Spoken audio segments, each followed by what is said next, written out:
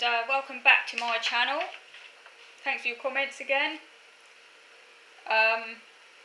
In this video I wanted to talk you through a new study on autism which I came across recently, which is very interesting. It's about the genetics of autism, and I find these studies very fascinating because the more we know about the genetics and biology of autism, the better, really. And there's still a lot that we don't know. And I sort of feel that research kind of has come to a little bit of a standstill. Certainly since like the 80s and 90s, there hasn't really been that many studies clarifying the causes of autism. All we know is that it's highly genetic, but we don't really know the intricacies of it. And I think part of the problem is that historically in autism research, autism has been treated as one condition. And of course anyone with common sense, just basic common sense, will surely just intuitively know that it's clearly not one condition.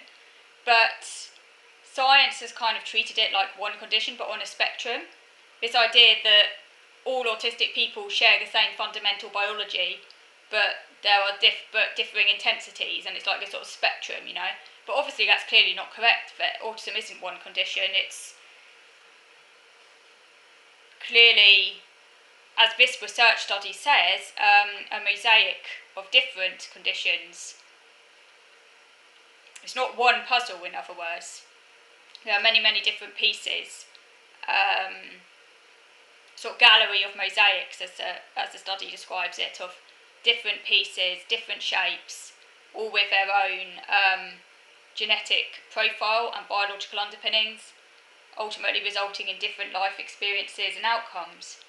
And we're at the very beginning of this precision medicine approach, at the very early stages, because it seems to be the direction of travel for most conditions, most complex conditions in modern science, looking at subtypes in order to try and tailor different treatments to different profiles. As I say, we're in the very early stages, and this study, if you want to check it out, it's newatlas.com, but just type in to Google autism subtype research and it will come up. There are lots of different articles on it. This was released this year, and the title is Scientists just uncovered 4 distinct genetic subtypes of autism. So they've currently identified 4 distinct genetic subtypes of autism.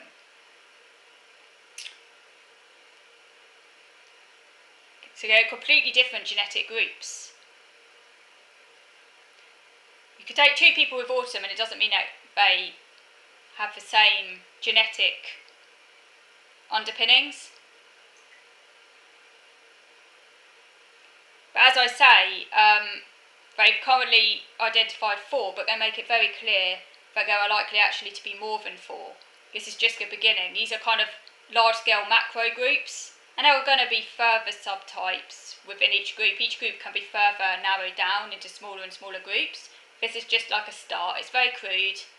So even like, you know, you might be in the same group, the same big group, but you still might not necessarily have exactly the same underlying biological cause. So there are going to be further subtypes within each group. The data was collected from over 5,000 children, and they grouped kids by shared traits. So it opens the door to personalised care rather than a one-size-fits-all approach. Okay, so let's go through the 4 groups that they've identified.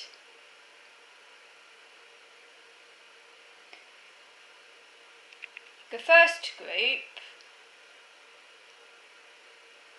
is the social and behavioural challenges group. The social and behavioural challenges group is the largest subtype, and this makes up 37% of the study. So the vast majority of autistic people will fall into this subtype, the social and behavioural challenges subtype. I know that's the subtype that I clearly fit into. This subtype shows classic signs of autism, including difficulty with social interactions and repetitive behaviours, but they also hit major developmental milestones like walking and talking right on schedule. Okay, so, this is a child who speaks more or less on time. Obviously, it doesn't have to be exactly on time, it might be a little bit slow. I was a little bit slow learning to talk, but nothing, basically on, within the usual kind of developmental timescale, nothing unusual, So within the usual, normal kind of, timescale. Same applies to walking. So they hit these, within the normal expected time frame. But they have classic autistic signs, which can be quite pronounced. So yes, it might be a child who speaks fluently, but struggles to connect in conversations, or prefers routine so much that change feels overwhelming. And also, children or adults in this group tend to have conditions such as, on top of autism, psychiatric conditions. For example, there's a high rate of anxiety, depression, or OCD. They might also have ADHD. So this group tends to have additional psychiatric conditions. So like I say, I've got OCD, anxiety and ADHD, and I clearly obviously must fall into that group. This group is the largest subtype. It makes up 37% of the study, as I said. So you're probably in that subtype. You might not be, but that's the largest group, the largest subtype that they've identified. The second subtype is the mixed ASD with developmental delay group. So this group tends to walk and talk later than normal, and they might have possibly have an intellectual disability of some degree as well. But unlike the first type, they're less likely to have anxiety or disruptive behaviours. So less likely, that doesn't mean they don't. I mean, it doesn't mean that, if they can't, they might do. It's just, generally speaking, they're less predisposed to psychiatric conditions. Their main presentation is they walk and talk late, they have developmental delays, they might have some degree of intellectual disability, and they have autism, but they don't tend to have anxiety. They're less likely, it doesn't mean they don't, they might do, but they're less likely. As a whole, they're generally less vulnerable to anxiety and other psychiatric conditions, ADHD, etc. Their autism traits vary widely, which is why it's called mixed ASD. I'm sort of thinking, well, surely that applies to all of the subgroups, doesn't it? I mean, surely everyone has different traits, so surely I would say all of the subtypes are mixed. I mean, even with the social and behavioural challenges group, surely no two people are going to have the same traits, right? So I was thinking, surely that applies to all of the groups. I don't know why that would only apply to that one. I don't know if it does, by the way. It's just they seem to emphasise it with this one. They say mixed. Their autism traits vary widely. One child might struggle with eye contact, while another finds comfort in repetition. But like I say, surely that applies to all autistic people. I wouldn't say that surely doesn't just apply to that group. So it would make more sense for them just to say ASD with developmental delay group and leave it at that, because by putting a mixed in, it kind of implies that group's extra, different to the other groups in terms of them having more diverse presentations. I don't know. Yeah, it's a bit confusing by that. This is 19% of the study, so not quite as many as in the first group. The third subtype is those with moderate challenges.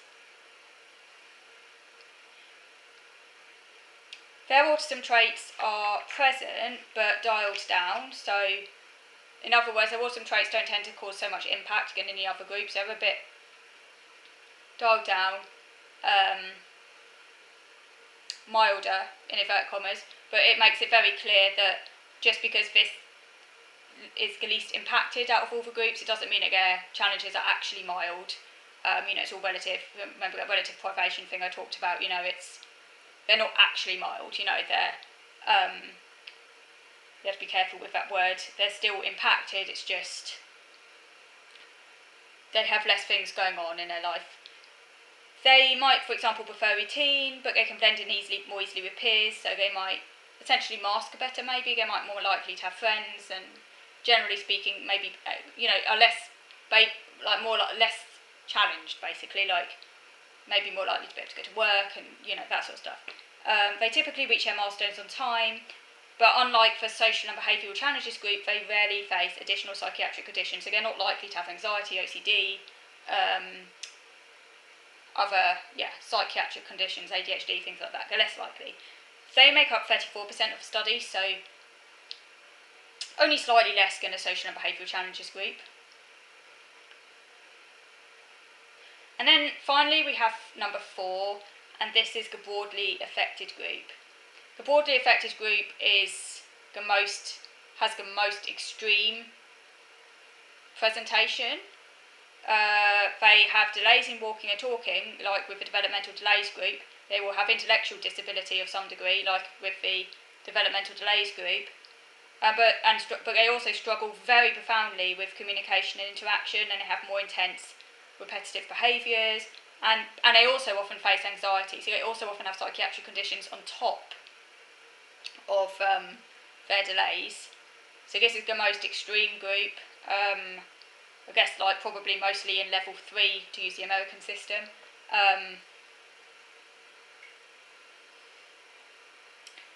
But they're actually the smallest group. They only make up 10% of the study.